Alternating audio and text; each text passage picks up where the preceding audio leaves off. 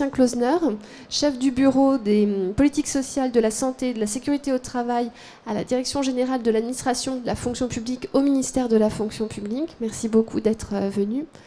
Le docteur Hélène Béringuet, secrétaire générale de l'Association nationale des médecins du travail à l'hôpital, qui est venue également de très loin de Perpignan, donc je vous remercie vivement. Madame Marianne Franier, qui est adjointe au chef de bureau de l'Organisation des relations sociales et des politiques sociales à la DGOS, un grand merci.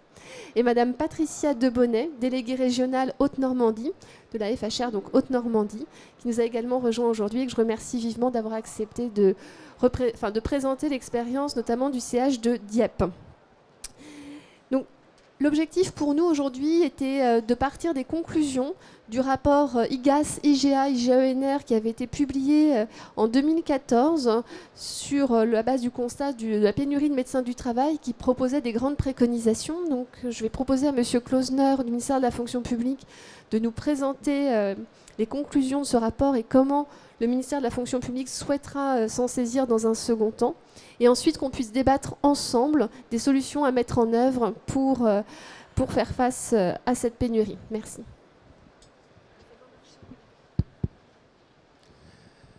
Donc l'amélioration des conditions de travail et la prévention des risques professionnels sont devenus ces dernières années des enjeux essentiels dans la gestion des ressources humaines et des relations sociales dans la fonction publique. Les gouvernements successifs ont pris un engagement fort en la matière, mais cet engagement, aussi fort soit-il, nécessite des moyens et la mobilisation d'acteurs pour mettre en œuvre ces politiques. Et au titre de ces acteurs, on retrouve évidemment au premier plan, de par leur mission, les médecins du travail ou les médecins de prévention. Mais les mobiliser n'est pas une chose simple, compte tenu de la pénurie, du manque de médecins de travail. Et afin de pallier cette pénurie, une première série de mesures avait été prise en 2009 au titre de l'accord sur la santé et sécurité au travail. Mesures qui devaient permettre d'améliorer un peu la gestion, l'activité, le recrutement des médecins de prévention et favoriser quelque part la pluridisciplinarité dans les services de santé au travail. Mais force constater que les résultats ont été très limités de ces premières mesures. Et donc en 2013, dans le cadre de l'accord sur la prévention des risques psychosociaux dans la fonction publique, a été inclus une annexe à cet accord portant sur la médecine du travail, la médecine de prévention dans la fonction publique, avec deux types de mesures. Des mesures dites urgentes à effet immédiat. Elles concernaient principalement le volet territorial et le volet de l'État, de la fonction publique. Il s'agissait de transposer les principales mesures de la loi de 2011 sur la médecine du travail dans les deux versants de la fonction publique qui ne sont pas concernés, contrairement à la FPH, par le Code du travail en matière de médecine de prévention. Et une seconde série de mesures qu'on appelait les mesures structurelles, mais celles-ci, il ne s'agissait en fin de compte d'une annonce, puisqu'on renvoyait la définition de ces mesures à une concertation avec les organisations syndicales sur la base d'un rapport d'inspection générale. Et donc c'est à ce titre qu'ont été sollicitées 3 inspections générales pour établir un rapport sur la médecine du travail dans la fonction publique. Il y a eu ces dernières années beaucoup de rapports sur la médecine du travail, mais aucun depuis 2000 sur l'organisation de la médecine du travail dans la fonction publique. Donc ce rapport devait répondre à cette demande. C'est un rapport, une demande habituelle de l'administration en matière de rapport d'inspection générale. Tout d'abord dresser un bilan, un état des lieux de l'existant, puis ensuite formuler des propositions pour améliorer celui-ci. Dans la lettre de mission qui date de mars 2014, il avait été demandé aux inspecteurs généraux de se concentrer sur 4 thématiques. Le vivier des médecins du travail, des médecins de prévention, l'organisation des services de santé au travail, le rôle et le positionnement du médecin de prévention, médecin de travail dans les équipes pluridisciplinaires, et puis ensuite la carrière du médecin du travail. Ce rapport a été rendu en octobre 2014 au ministre et il contient 23 recommandations qui s'articulent autour de trois thématiques principales. La première porte sur l'organisation des services de santé au travail, la seconde sur les missions des médecins du travail et la troisième sur les modalités de recrutement et notamment le vivier des médecins du travail. S'agissant de l'organisation, la mission constate très rapidement la dispersion, l'éclatement de l'activité, de la gestion des médecins du travail ou médecins de prévention dans les 3 versants de la fonction publique. Pour remédier, et qui nuit fortement à l'efficacité de ces services, et à leur attractivité également auprès des médecins. Pour remédier à cela, la mission propose de mutualiser au niveau local, au niveau régional, les services de santé au travail et de les mutualiser au niveau de chacun des versants de la fonction publique. Elle reste très modérée sur une mutualisation au sein d'un service interfonction publique de la médecine du travail, compte tenu notamment des différentes organisations de chacun des versants et également des missions dévolues à ces médecins qui diffèrent notamment entre les volets, les versants État, territorial et hospitalier. Et justement, ça me permet de venir au second axe, qui est celui portant sur les missions des médecins. 2 grandes missions qu'ont les médecins du travail ou les médecins de prévention, celle de l'action au milieu professionnel, ce qu'on appelle le tiers-temps, et celle de la surveillance médicale, qui se traduit notamment par les visites médicales. La mission constate tout de suite qu'il y a une forte hétérogénéité des pratiques entre les différents versants de la fonction publique, notamment en termes de visites médicales, notamment sur la nature de ces visites, puisque dans la fonction publique de l'État et territoriale, la visite d'aptitude à l'emploi n'est pas effectuée par le médecin du travail, contrairement à la fonction publique hospitalière, mais par un médecin agréé. Les périodicités sont différentes. Elles sont annuelles dans la fonction publique hospitalière, biannuelles dans la fonction publique territoriale et quinquennale dans la fonction publique de l'État. Et puis également, le champ des bénéficiaires de la surveillance médicale particulière est beaucoup plus large dans la fonction publique hospitalière que dans les autres versants. Et puis ensuite, il constate que, s'agissant cette fois de l'action au milieu professionnel, les missions qui sont assignées aux médecins du travail sont tellement nombreuses qu'elles sont impossibles à remplir par celui-ci. Donc, 2 types de préconisations de la part de la mission sur ces missions. Tout d'abord, essayer d'homogénéiser notamment les pratiques et la nature des visites médicales en supprimant la visite médicale d'aptitude au niveau de la médecine agréée dans la fonction publique territoriale et de l'État. Cela ne concerne pas la FPH. Et puis, deuxièmement, afin d'aider le médecin dans sa pratique et d'essayer de remplir ses missions, il propose 2 solutions. Donner plus de marge de manœuvre aux médecins du travail dans la définition de son travail et puis également dans la définition de la périodicité, notamment des visites médicales particulières. Et également sur l'articulation qu'il pourrait avoir entre son action au milieu professionnel et la surveillance médicale. Aujourd'hui, 1/3, 2/3, ça serait au médecin qui serait libre de juger de cette articulation. Et puis ensuite, le rapport préconise également de poursuivre ce qui est déjà engagé, c'est-à-dire la délégation de tâches ou d'actes au sein de l'équipe pluridisciplinaire, afin que le médecin se consacre sur les activités qui nécessitent son expertise médicale. Le troisième axe de réflexion de la mission portait sur le vivier de recrutement des médecins du travail. Et là, ça dépasse largement simplement le cadre de la fonction publique, mais également ça concerne le secteur du privé.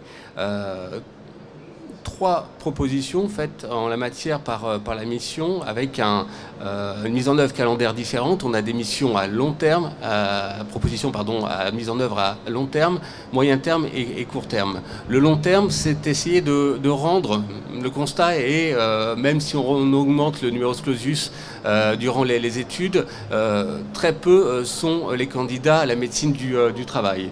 Donc il faut la rendre davantage attractive. Et pour la rendre attractive, le rapport propose de faire de la médecine du travail une spécialité d'excellence et d'orienter celle-ci vers une carrière hospitalo-universitaire avec de l'enseignement et de la recherche. Essayer de la valoriser, de la rendre attractive pour les différents candidats.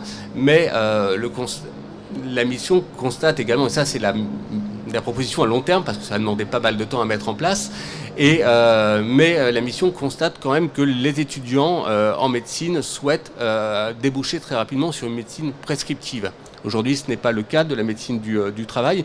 Et donc, ils ont conclu que la médecine du travail pourrait être considérée comme une médecine de seconde carrière. C'est-à-dire qu'après avoir fait une première carrière dans différentes spécialités ou en médecine généraliste, le médecin pourrait décider en seconde partie d'aller vers la médecine du travail. Donc, il faut organiser les passerelles entre la première et la seconde carrière.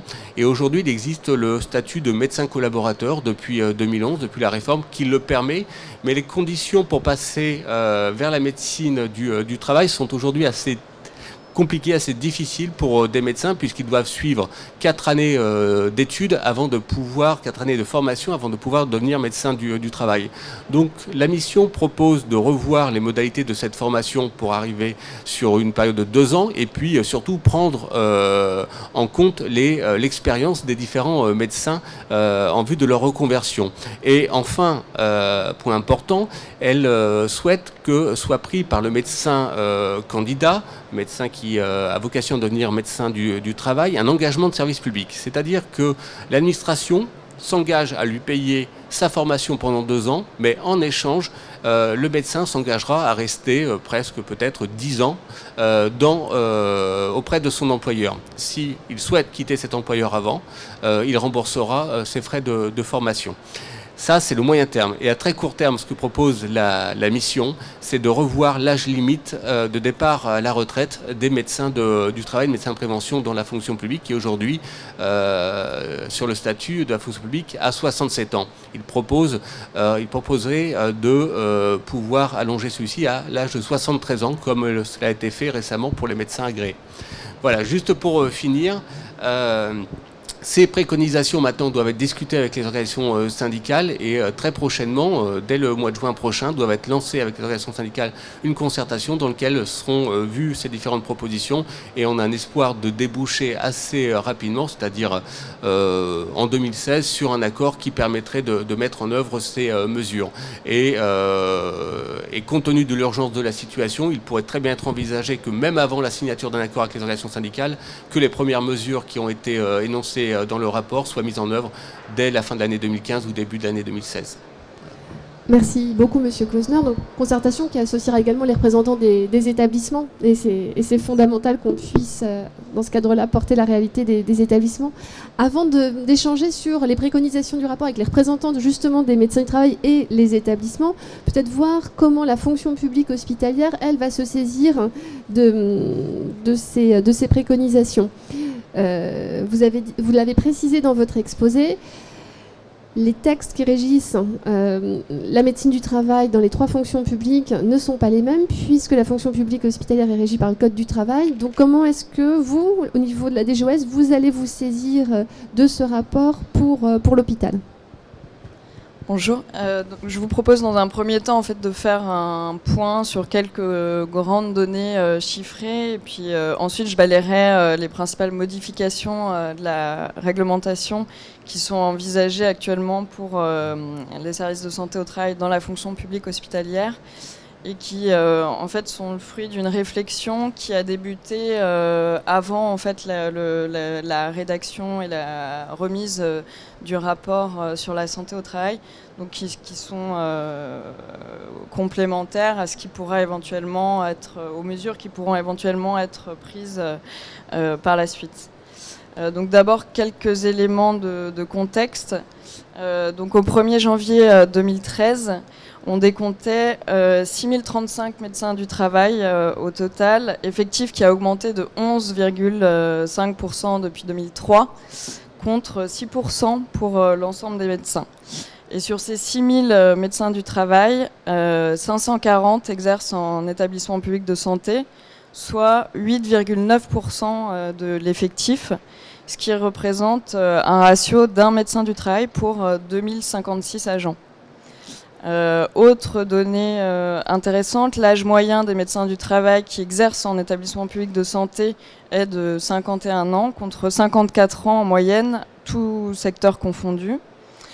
Enfin, on peut relever que le nombre de postes offerts aux ECN a triplé entre 2008 et 2013, puisqu'on est passé de 54 postes à 170 postes, alors que le nombre de postes pourvus a doublé sur la même période.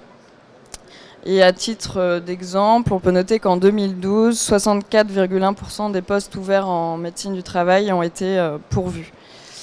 Donc on voit bien que malgré ces opérations de régulation des flux de formation, on reste dans une situation de pénurie de médecins du travail. Et c'est dans ce contexte et avec la volonté de redonner des marges de manœuvre aux médecins du travail que sont actuellement mises en discussion par la DGOS un certain nombre de modifications de la réglementation dont relèvent les services de santé au travail. Alors, parmi les modifications envisagées, on peut citer notamment donc celles qui portent sur l'organisation des services de santé au travail, avec comme nouveauté la possibilité de créer un service de santé au travail par convention entre plusieurs établissements pour les établissements de plus de 1500 agents. Et pour les établissements de moins de 1500 agents, au-delà de la possibilité de créer un service commun à plusieurs établissements et de la possibilité de rattachement à un service de santé inter-entreprise, la possibilité également de se rattacher à un service commun à plusieurs administrations.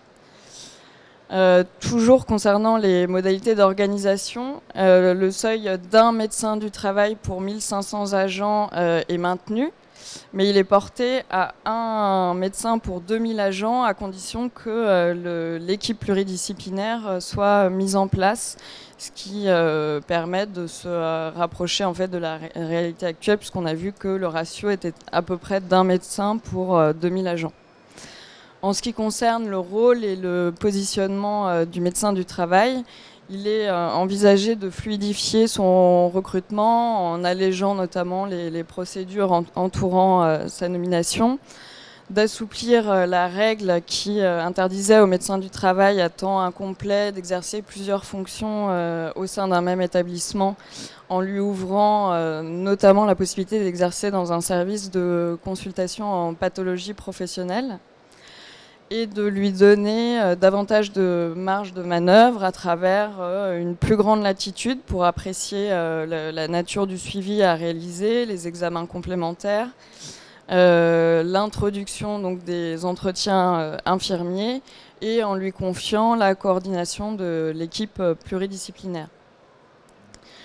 Et donc justement en lien avec ce point, les modifications réglementaires envisagées ont également pour objet d'introduire la notion d'équipe pluridisciplinaire applicable aux services de santé au travail dans la fonction publique hospitalière, avec un socle constitué de personnel infirmier et assistants administratifs, et le cas échéant d'autres personnels participant à la prévention. Enfin, s'agissant des visites médicales, et toujours en lien avec la volonté de redonner des marges de manœuvre aux médecins du travail, il est envisagé de porter la fréquence des visites périodiques de 12 à 24 mois, avec la possibilité de réaliser plus fréquemment des entretiens infirmiers. Et dernier point, il est envisagé pour faciliter la reprise après absence longue, d'introduire une visite de pré-reprise dans les mêmes conditions que celles qui existent actuellement dans le secteur privé. Donc ces différentes modifications sont actuellement en cours de discussion avec les partenaires sociaux et les administrations compétentes sur la question, notamment la Direction générale du travail, la DGAFP. Et l'objectif, c'est une publication d'un texte d'ici la fin de l'année. Merci beaucoup pour ces annonces. Avant de voir si, parce que ce qui peut être étonnant, c'est les chiffres annoncés par rapport à la réalité vécue dans les établissements. Mais avant de passer, de voir comment ça peut être hétérogène en local, peut-être voir si ces propositions, que ce soit en interfonction publique ou dans la FPH, comment elles font réagir l'Association nationale des médecins du travail à l'hôpital. Docteur Béringuet. Merci. D'abord, vous dire que notre association de médecins du travail recouvre à peu près 65% des médecins du travail hospitaliers et que les enquêtes qu'on a faites auprès des médecins du travail retrouvent les mêmes chiffres que la DGOS, c'est-à-dire au niveau suivi médical, un médecin du travail pour à peu près 2000 salariés, en considérant les services qui ont un médecin du travail et en excluant les hôpitaux qui, hélas, n'en ont plus. Moi, je voulais commencer en disant que le travail à l'hôpital pour un médecin du travail représente pas mal de points attractifs. Parce qu'on se retrouve dans un seul environnement comparé à des services inter-entreprises, ce qui nous permet de maîtriser relativement bien la connaissance des risques professionnels et leur prévention. C'est aussi un travail de partenariat très facilité avec les services de gestion des risques, avec les services d'hygiène, avec les services d'addicto, bon, et j'en passe. Mais ce travail de partenariat est un élément qui plaît aux médecins du travail. L'autre point attractif, c'est que même si on est au-delà des 1500, on reste très en deçà, même si on passe à 2000, de la surveillance dans le secteur privé. Et ça nous permet d'avoir des marges de manœuvre qui sont intéressantes dans l'organisation propre de notre travail. Alors, on se félicite des modifications du Code du travail qui devraient arriver d'ici la fin de l'année. Ceci dit, beaucoup de services de santé au travail et avec l'accord des directions et des représentants du personnel ne respectent pas à la lettre, le moins qu'on puisse dire, le Code du travail actuel. Donc on a des marges de manœuvre pour organiser notre travail d'une manière à la limite plus logique médicalement et plus logique au niveau de l'institution que, alors je veux dire, le carcan entre guillemets des textes du Code du travail.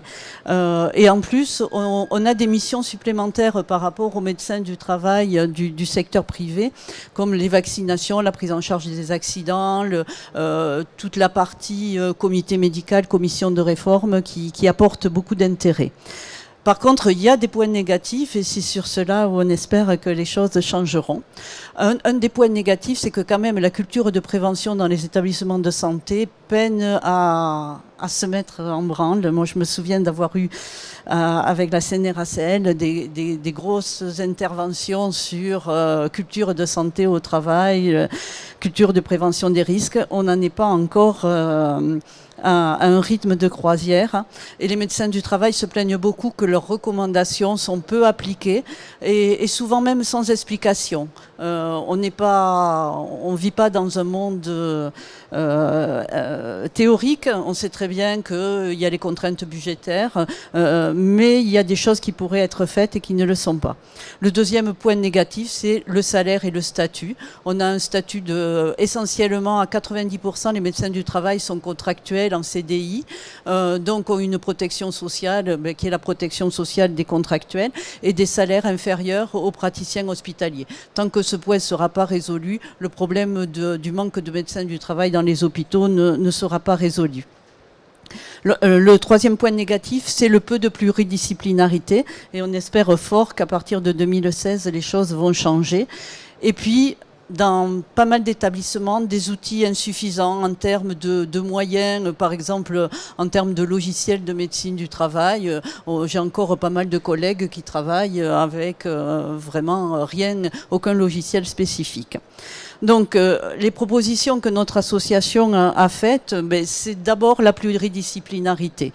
On a des infirmiers, certes, depuis 1985, hein, les textes qui ont introduit les infirmiers dans les services de médecine du travail hospitalière, c'est 1985, mais on a très peu d'ergonomes, très peu de psychologues, et quand il y en a dans les établissements, ils ne sont pas forcément inclus dans les services de santé au travail. Pour nous, c'est une erreur, parce que si on veut coordonner, si on veut être vraiment efficace en termes de prévention des risques, il faut qu'il y ait une coordination et pas des pistes à droite, à gauche, mais qui ne se rejoignent pas forcément. Sur les examens médicaux, vous l'avez dit tous les deux, plus de latitude aux médecins du travail pour organiser ce suivi. Le réglementer, la visite annuelle, la visite de reprise, par exemple, un exemple, visite de reprise sur les grossesses. En milieu hospitalier, c'est une visite qui est inclue, qui est obligatoire. Moi, j'ai testé dans mon établissement, je la fais pas au moment de la reprise, parce que la plupart du temps, il n'y a aucun souci. Par contre, je vois les personnes un mois et demi après. Ça me permet d'évaluer comment une jeune infirmière, une jeune aide-soignante va se débrouiller avec un enfant bébé et un travail avec des problèmes de planning. Si je la vois le jour de la reprise, tout ça va m'échapper.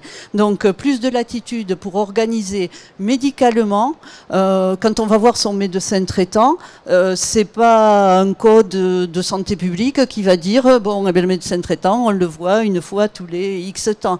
Donc je crois qu'en santé au travail, il faut se sortir de ces recommandations trop précises. Après, il y a des visites qu'il faut absolument laisser, comme les visites de reprise.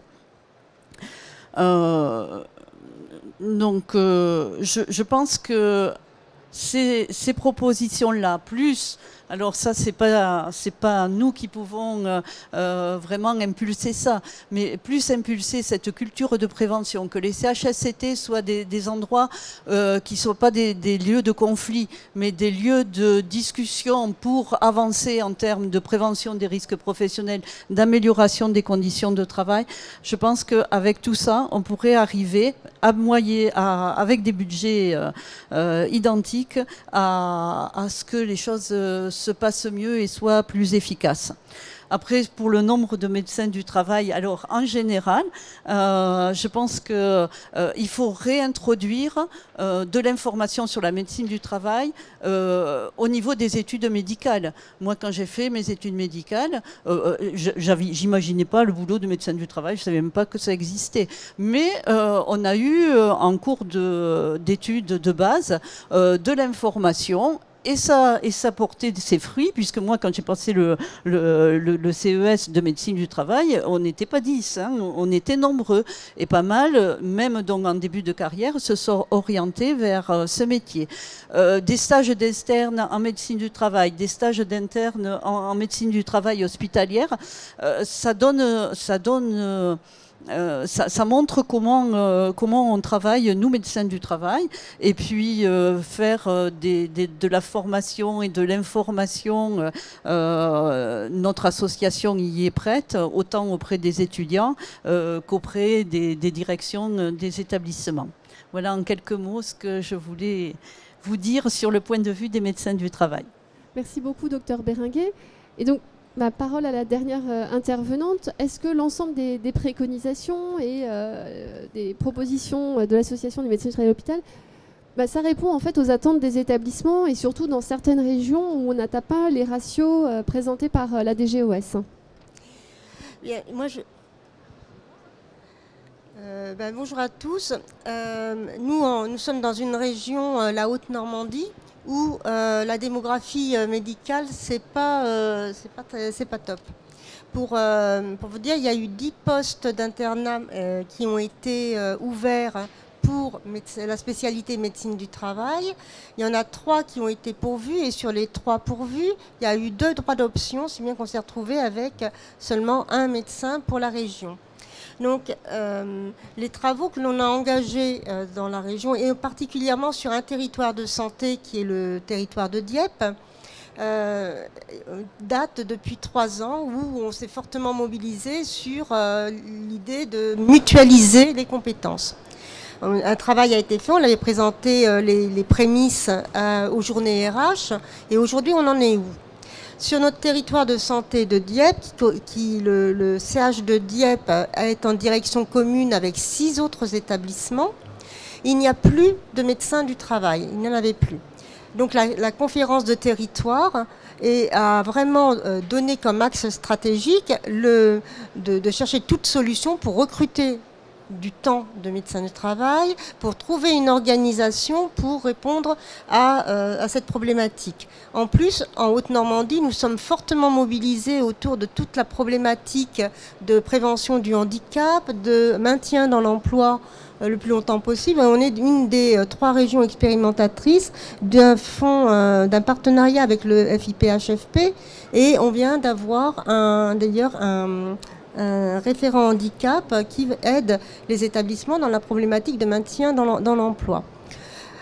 Tout ça pour vous dire que c'est pas quelque chose de neutre chez nous, c'est vraiment une volonté et politique et stratégique de répondre à tout ça. Simplement, les forces vives sont telles que voilà. Alors je vais vous dire que malgré cette volonté et malgré tous les efforts déployés, où est-ce qu'on en est aujourd'hui? Alors on avait recruté au CH de Dieppe un médecin de prévention qui était à... Excusez-moi parce que j'ai mes diapos qui sont sur mon téléphone. Un médecin du travail qui était à 20%. Voyez, déjà le CH lui-même, c'est 1500 agents, donc 20% de temps de médecin du travail qui plus est parti en 2013, donc il n'y avait plus personne. On en a recruté un autre qui était lui aussi à 20%. Et qui vient de monter à 40%, mais il ne veut pas plus.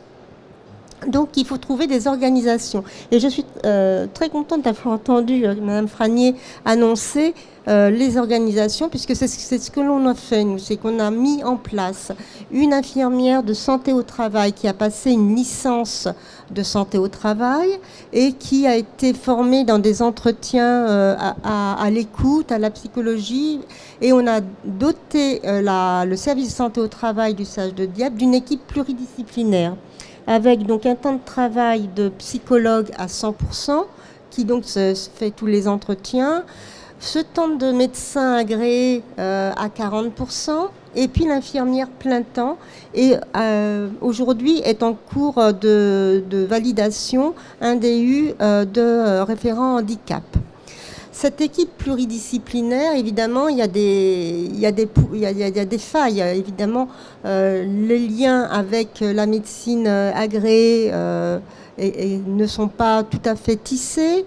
Les problématiques de délégation de tâches pour l'infirmière de santé au travail, dans tout ce qui est notamment les vaccinations, ne sont pas... Il faut trouver vraiment un protocole pour que ce soit agréé qu'elle soit agréée à pouvoir faire des vaccinations, notamment pour la grippe, hein, quand il y a toute la prévention de l'épidémie de grippe. Bon, tout ça, ce sont des choses qui avancent, mais on fait un appel au peuple.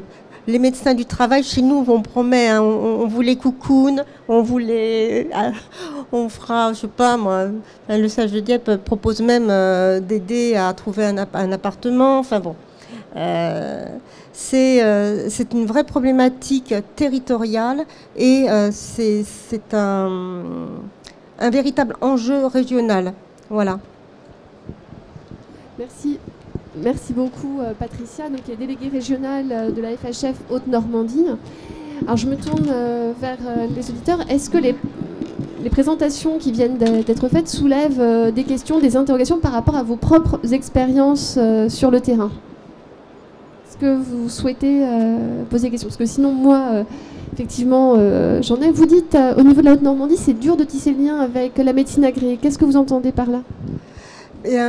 Comme il n'y a que 40% de temps de médecin du travail qui n'étaient pas agréés, hein, parce qu'ils sortent du médecin de médecin du travail, il faut aller rechercher le tissu des médecins.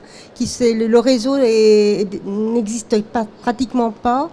Il faut remonter le réseau des référents handicap. C'est pour ça que c'est un des axes de travail que j'ai donné à notre référent handicap actuel, en lien avec le CHU de Rouen et le département de santé au travail pour pouvoir réaffirmer un réseau et des liens et qu'on puisse envoyer les agents sans qu'il y ait de perte de droits pour eux, parce que le sujet, c'est aussi des dossiers de MDPH qui sont pas dans les temps, des commissions de réforme qui ne se tiennent pas parce que les dossiers sont mal remplis, des pertes donc de droits et de droits pour les agents.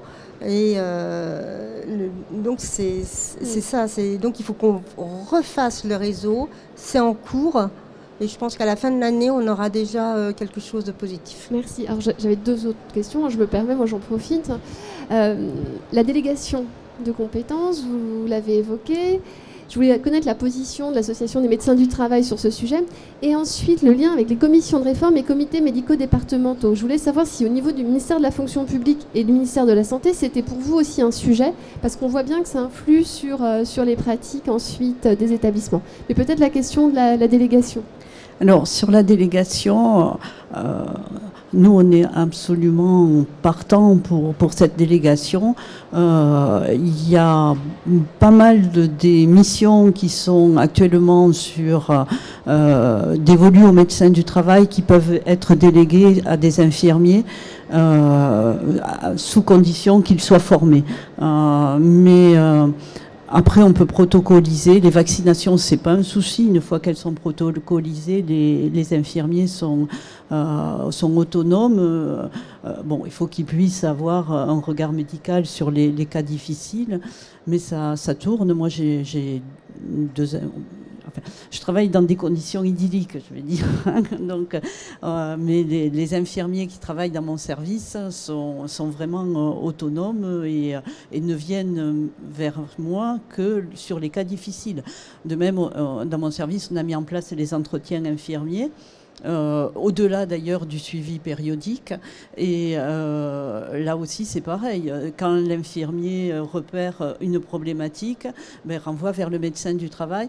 Et au départ, on se demandait comment le personnel allait l'apprécier, le fait d'être reçu, en tout cas dans un premier temps, par le personnel infirmier. Et ça a été extrêmement bien accueilli. Ça fait 2 ans qu'on l'a mis en place et sans vraiment aucun souci. Après, sur comité médical, commission de réforme,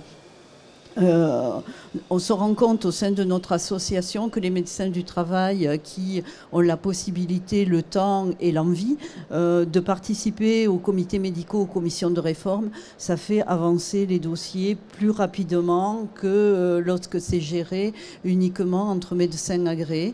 Le problème des médecins agréés, c'est qu'ils ont une vision assez théorique des postes de travail, et c'est vrai que la présence de médecins du travail va revenir sur la réalité du poste.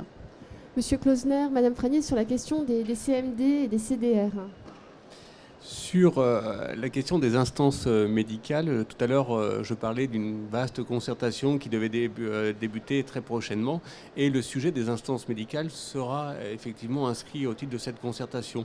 Si on a pris un peu de retard dans la mise en œuvre quelque part de ce rapport qui a été rendu à l'automne 2014, on aurait pu tout de suite enchaîner une concertation sur la médecine du travail dans la fonction publique. On a préféré attendre pour lier l'ensemble des sujets et des problématiques santé et sécurité au travail pour avoir une réponse globale sur le sujet. Et il y a une question effectivement sur les instances médicales de façon générale, mais évidemment du lien avec la médecine de préventive et la médecine du travail. Aujourd'hui, s'il y a des difficultés constatées en matière de médecine du travail, je pense qu'on peut avoir le même constat également du côté des instances médicales, où les dysfonctionnements sont assez nombreux aujourd'hui dans le fonctionnement de ces instances qui conduisent à des traitements assez difficiles, assez compliqués pour les agents de leur situation personnelle, avec des décisions, des avis qui sont rendus des fois avec 6 mois, 1 an de retard, et qui conduisent à fragiliser plus qu'autre chose la situation des agents. Peut-être Marianne Franier de la DGOS, parce que je crois que c'est le ministère de la Santé qui a la tutelle des CMD et des CDR. En fait, les agents de la fonction publique hospitalière sont pris en charge avec les agents des collectivités territoriales. Et c'est la direction de la sécurité sociale, il me semble, qui a la tutelle sur ces instances. Donc la DGOS s'inscrira de toute façon dans les travaux qui seront menés en interfonction publique. Ok. Alors, une question, je crois, dans la salle. En fait, j'en ai deux petites. J'ai pas bien compris comment s'imbriquait, enfin, quel était le lien entre les discussions qui sont menées, ou qui vont être lancées pour un accord en 2016 et celles que mène la DGOS actuellement avec les organisations syndicales. Est-ce que les modifications qui vont être décidées de votre côté seront incluses dans l'accord général de l'année prochaine? Voilà, comment ça s'imbrique? Et d'autre part, le ratio que vous avez donné sur un médecin du travail pour à peu près 2000 agents, quel serait le ratio idéal en fait? Est-ce qu'il y a un objectif à atteindre? Alors, sur la dernière question, je laisserai le docteur Béringuier répondre, mais a priori, compte tenu des discussions qu'on avait eues sur ces mesures, c'était le ratio qui semblait le plus pertinent, un médecin du travail pour 2000 agents. En fait. Mais qui n'est pas le ratio réglementaire aujourd'hui? Aujourd'hui, en fait, c'est un médecin du travail pour 1500 agents.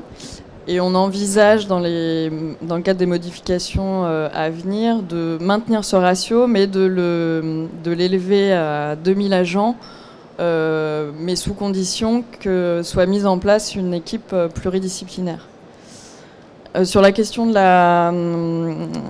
du lien entre les discussions interfonction publique et les modifications réglementaires envisagées pour la fonction publique hospitalière, en fait, à la suite de la loi de 2011, les dispositions qui s'appliquent en fait à la fonction publique hospitalière sont celles du Code du travail, sous réserve d'un chapitre qui est spécifique à la fonction publique hospitalière dans le Code du travail.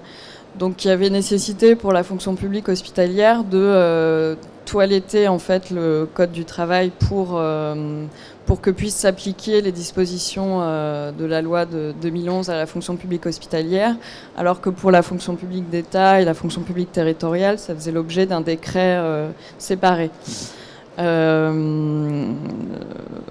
Donc après, dans les modifications envisagées, on voit que certaines en fait rejoignent un peu les préconisations du rapport sur la santé au travail, par rapport sur la question de la possibilité de mutualiser en fait au niveau de l'organisation des services de santé au travail.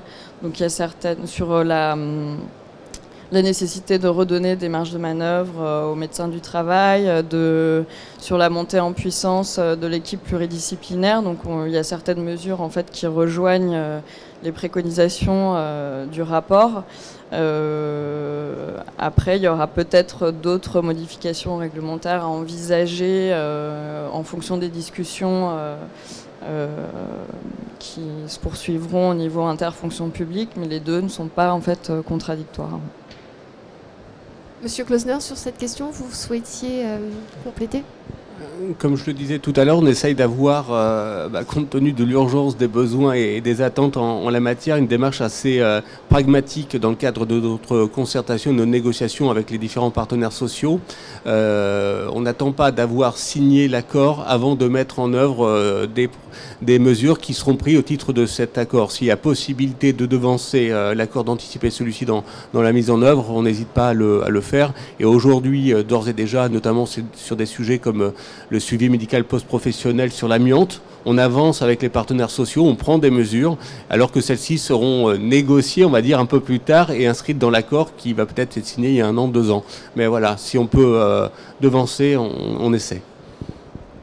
Merci beaucoup. Peut-être une ou deux dernières questions dans la salle. Bonjour, vous avez parlé de la révision des médecins collaborateurs à moyen terme. Ça signifie quoi?